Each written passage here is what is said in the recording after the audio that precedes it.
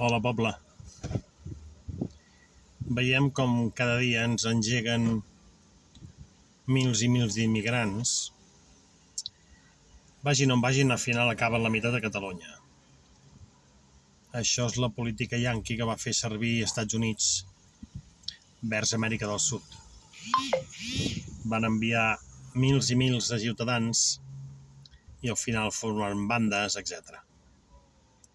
Però aquí hi ha una peculiaritat.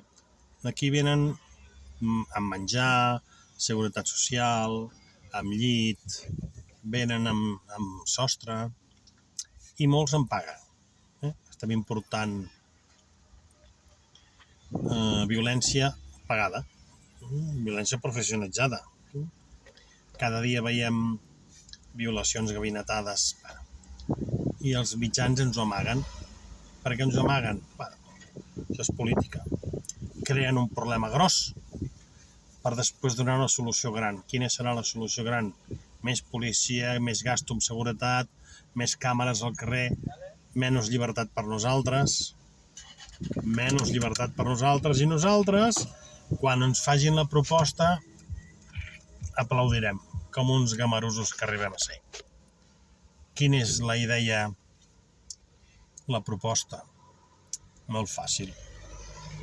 Fer com fa l'Alemany, el Scholz aquest, que ja ha dit que s'han de repatriar gent, sí o sí, no es pot tolerar.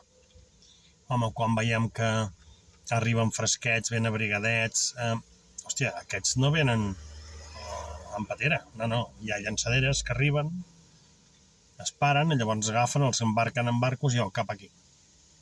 Doncs jo pregunto, no veuen els radars i tot això? No veuen que hi ha embarcacions carregades de gent?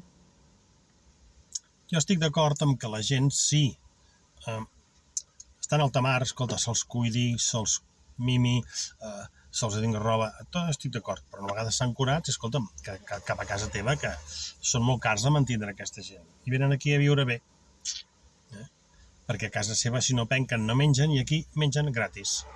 Tots aquests diners que donem a aquesta gent, jo no dic que no se'ls tingui que donar, però mentre ells estan aquí vivint, nosaltres paguem.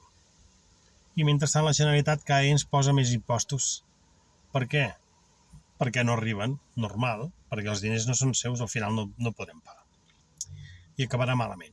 Acabarà amb violència al carrer i només ens preocuparem de poder sortir al carrer, no fer reunions, ni societats, ni sopars, ni sortir res, perquè així no parlarem de política i no podem criticar els polítics. Ens tancarem a casa i ja està. El polític vol viure bé, no tenir crítiques i no tenir manifestacions al carrer. Això és el que vol. I això Esquerra Republicana ho està fent molt bé, ho està aconseguint. Esquerra Republicana fa política espanyola de tota la seva història.